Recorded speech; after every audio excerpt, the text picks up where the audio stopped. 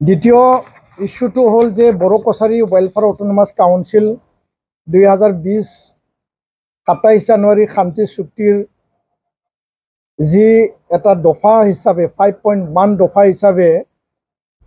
বিটিআৰৰ বাহিৰত বা 6 শিডিউলৰ বাহিৰত অসমত থকা আটাইবিলাক বড়ো অধ্যুষিত গাঁও বা অঞ্চলক লৈ পেলাই satellite Bodo Kachari welfare autonomous council গঠনৰ এটা তাত ক্লজ আছিল। সেই ক্লজৰ অধীনত 2020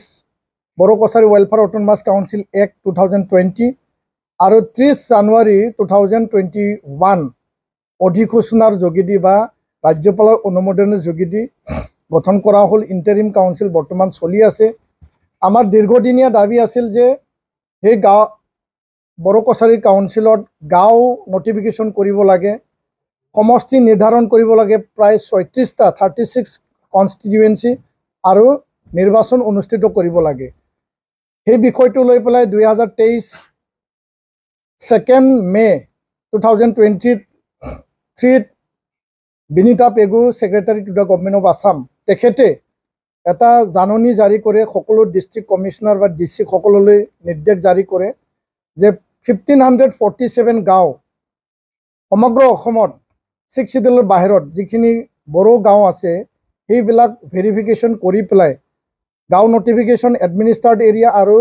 সমষ্টি নিৰ্ধাৰণৰ কাৰণে জাৰি কৰে। আৰু সেই হিচাপে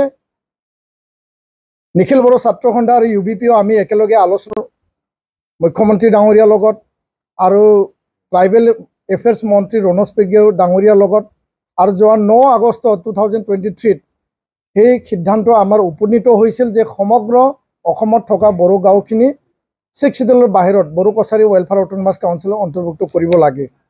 কিন্তু আহি আমি দেখিবলৈ পালোঁ যে 28 ফেব্ৰুৱাৰী 2024 এই বছৰ ট্ৰাইবেল এফেয়াৰ্ছ মন্ত্ৰী ৰণোজ পেগু ডাঙৰীয়াই নিজে এটা মিটিং মাতে আৰু এই মিটিঙত বড়ো কছাৰী কাউন্সিলৰ চিফ ডেপুটি চিফ আটাইবিলাকক তেওঁ আহ্বান জনায়। যি চুক্তি স্বাক্ষৰকাৰী মূল সংগঠন যি ষ্টেক হোল্ডাৰ এপছু আৰু UBPO সেই মিটিঙত আহ্বান সি নজনালে আৰু লগতে সেই মিটিঙত তেওঁলোকে ছিগনেচাৰত দেখুৱাইছে যে মন্ত্ৰী UG ব্ৰহ্ম ডাঙৰীয়া আৰু BTR প্ৰধান প্ৰমোদ বড়ো ডাঙৰীয়া তেওঁলোকে কিন্তু তাত এই মিটিঙত এবচেণ্ট আছিল। মিটিঙত দুয়োগৰাকী প্ৰধান ব্যক্তি এবচেণ্ট আছিল। নিখিল বড়ো ছাত্ৰ সন্থা আৰু UBPক আহ্বানত তেওঁলোকে আহ্বান নজনালে, নামাতিলে। এটা অতি ডাঙৰ এটা সিদ্ধান্ত ল'লে যে 36টা সমষ্টিৰ ভিতৰত 31টা সমষ্টিহে তেওঁলোকে অধিসূচনা বা সমষ্টি নিৰ্ধাৰণ কৰিব বা গাঁও নটিফিকেশ্যন দিব। আমি চৰকাৰে যি পদক্ষেপ লৈছে যে চৰকাৰে চুক্তিৰ আধাৰত ইমপ্লিমেণ্টেশ্যন বা ৰূপায়ণৰ কাৰণে যি আগবাঢ়িছে বড়ো কছাৰী কাউন্সিলৰ গাঁও নটিফিকেশ্যন কৰিব লাগে, সেইটো আমি ৱেলকাম জনাইছোঁ। কিন্তু এই কথাটো আমি বিৰোধিতা কৰোঁ, এই কথাটো আমি স্পষ্ট ভাষাৰে আমি ধিক্কাৰ জনাওঁ যে 36টা সমষ্টিৰ ভিতৰত 31টা সমষ্টি গোৱালপাৰা আৰু চাউথ কামৰূপক বাদ দি পেলাই যি 301 বড়ো গাঁও বড়ো অধ্যুষিত বড়ো গাঁৱক বাদ দি পেলাই যি তেওঁলোকে আগবাঢ়িছে সেইটো অন্যায় হৈছে, এইটো ইনজাষ্টিছ হৈছে, চুক্তিক অৱমাননা কৰা হৈছে। আৰু এপছু UBPক নামাতি এপছু UBPক লগত আলোচনা নকৰি আমাৰ ট্ৰাইবেল এফেয়াৰ্ছ মন্ত্ৰী ডক্টৰ ৰণোজ পেগু ডাঙৰীয়াই একপক্ষীয়ভাৱে ৰাজ্য চৰকাৰে যি সিদ্ধান্ত লৈছে সেইটো আমি মুঠে ভাল পোৱা নাই। আৰু ইয়াৰ কাৰণে মুখ্যমন্ত্ৰী ডাঙৰীয়া আমি আহ্বান জনাইছোঁ আজিৰ সংবাদমেলৰ যোগেদি যে গোৱালপাৰা আৰু চাউথ কামৰূপৰ 301 যি গাঁও আছে সেই গাঁওখিনিক অন্তৰ্ভুক্ত কৰিব লাগে। উপেন ব্ৰহ্মৰ যি এটা সপোন আছিল, বড়োসকলৰ যি সপোন আছিল যে সুকীয়া ৰাজ্য আৰু নীলাচল, সেই 1987ৰ যি দাবী, ইয়াৰ আধাৰত BSc BTC BTR 6 শিডিউল হৈ গ'ল। আৰু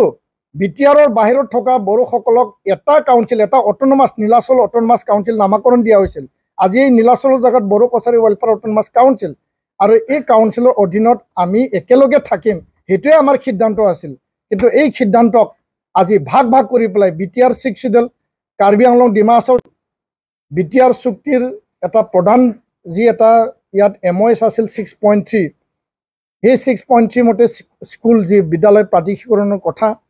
10টা কলেজ মুখ্যমন্ত্ৰীৰ হস্তক্ষেপত বা তেওঁ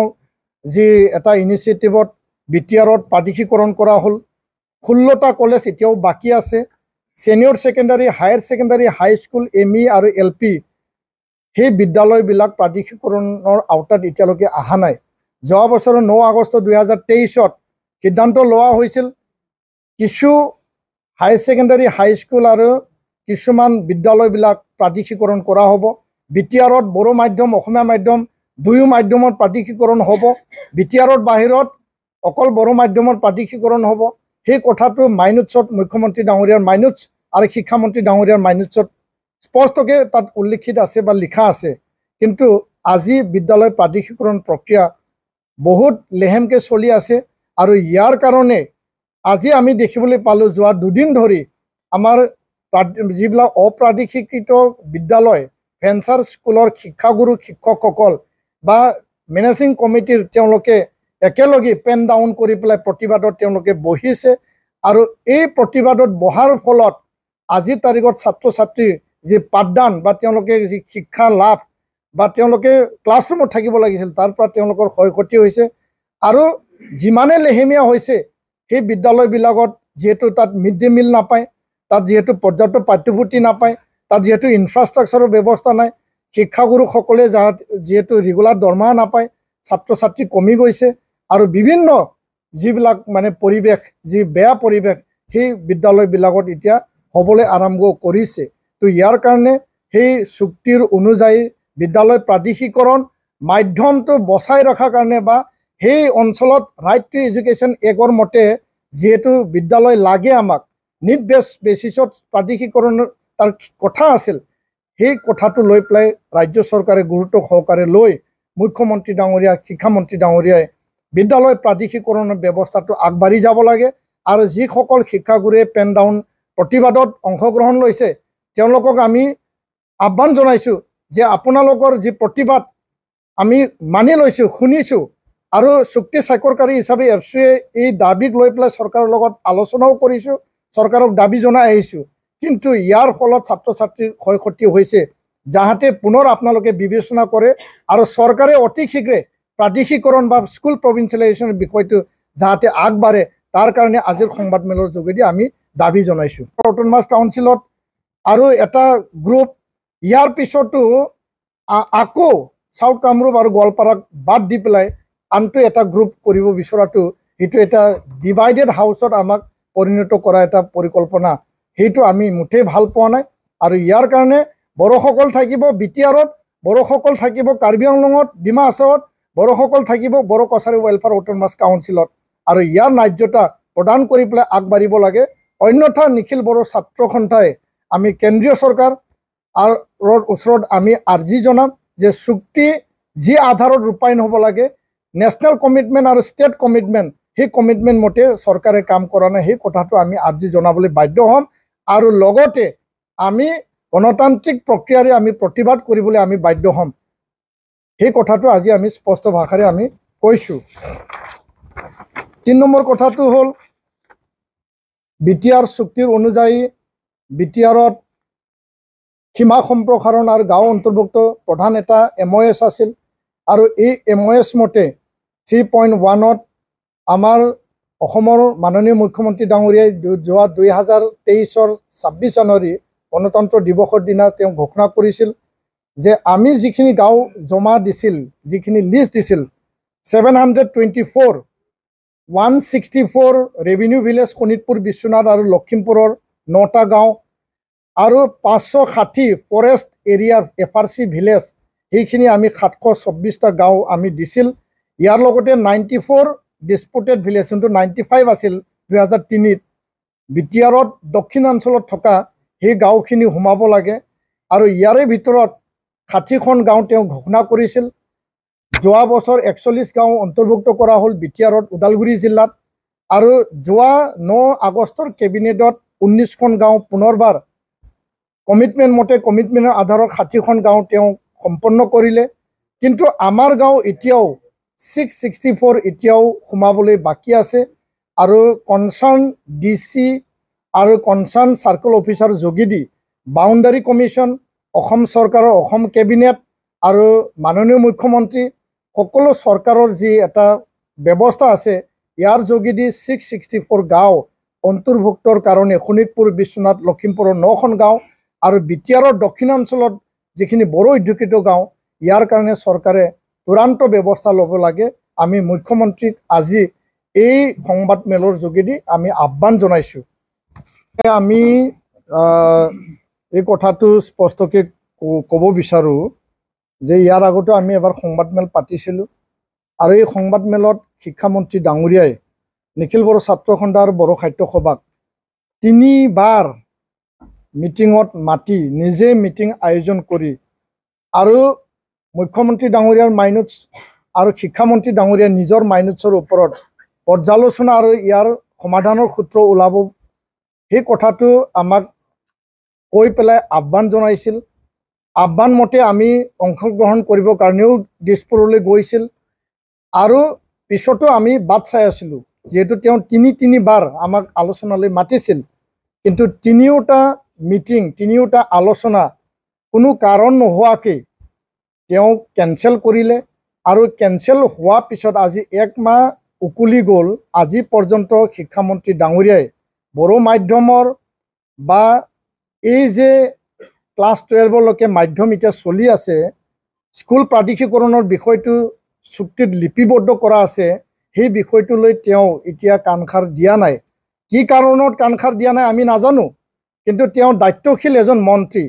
আৰু যিগৰাকী মন্ত্ৰী সমগ্ৰ অসমৰ শিক্ষাৰ যি সমস্যা শিক্ষাৰ ব্যৱস্থা সেই বস্তুখিনি তেওঁ আগবঢ়াই নিব লাগিছিল অকল নতুন ব্যৱস্থা নতুন পদ্ধতি তৈয়াৰ কৰাটোৱে শিক্ষা বিভাগ নহয় শিক্ষা বিভাগত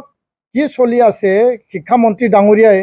মাধ্যম বড়ো মাধ্যম যে চলি আছে তেওঁ ভালকৈ জানে তেওঁ এজন সংগ্ৰামী নেতা আছিল আৰু জনজাতিৰ সকলৰ অধিকাৰৰ কাৰণে তেওঁ মাত মাতি আহিছিল আজি এইগৰাকী ব্যক্তিয়ে কি কাৰণত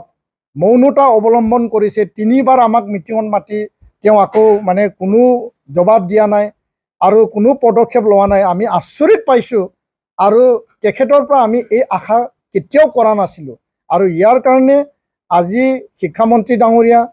এই কথাটো তেওঁ উপলব্ধি কৰক যে ছাত্ৰ ছাত্ৰীৰ যি ক্ষয় ক্ষতি হৈছে ৰাষ্ট্ৰীয় শিক্ষা নীতি আধাৰত মানে ছাত্ৰ ছাত্ৰীয়ে পৰ্যাপ্ত যিখিনি ব্যৱস্থা পাব লাগে ৰাইট টু এডুকেশ্যন এক্ট যি শিক্ষাৰ মৌলিক অধিকাৰ তাৰ অধীনত যি তেওঁলোকে অধিকাৰ পাব লাগে ইয়াৰ পৰা যাতে কোনো কাৰণত বঞ্চিত নহয় আৰু বিদ্যালয় প্ৰাধিকৰণৰ বিষয়টো শিক্ষামন্ত্ৰী ডাঙৰীয়া মুখ্যমন্ত্ৰী ডাঙৰীয়া অসম চৰকাৰে বিশেষ এটা পদক্ষেপেৰে আগবাঢ়িব লাগে চুক্তিৰ যি এটা আশা যি এছপিৰেশ্যন যি সপোন এইটো বাস্তৱত ৰূপায়িত কৰিব লাগে আৰু সেই ব্যৱস্থাটো কৰি পেলাই যি চুক্তিৰ মৰ্যাদা সেই মৰ্যাদাটো আপোনালোকে ইয়াৰ মানে মৰ্যাদাটো আপোনালোকে বাহাল ৰাখক তাকে আপোনালোকক আমি আহ্বান জনাইছোঁ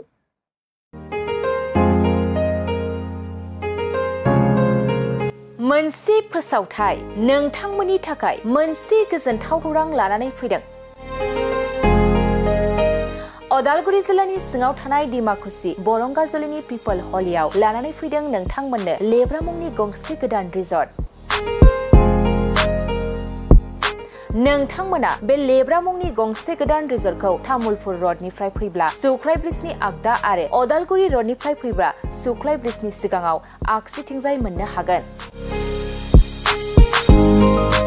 लेब्रा मुंनि गंसे गोदान रिजर्टआ नोंथांमोननो गोसोबायदि सुबिदा खालामनानै होनाय जादों नोंथांमोना बे लेब्रा रिजर्टआव बर'नि गासै जाग्रा जामुंखौनो मोननो हानायजों लोगोसे बेवहाय नोंथांनि सुबिदा बायदि अर्डार खालामनानै जानो हागोन जुदि नोंथांमोना तामुलपुरनिफ्राय अदालगुरिसिम थांनाय समाव ओंखामजों लोगोसे बायदिसिना जालांनो गोसो दंब्ला नैबे 8638879656 जानबुं नम्बराव कल खालामनानै सिगांग्रो अर्डार खालामहरनो हागोन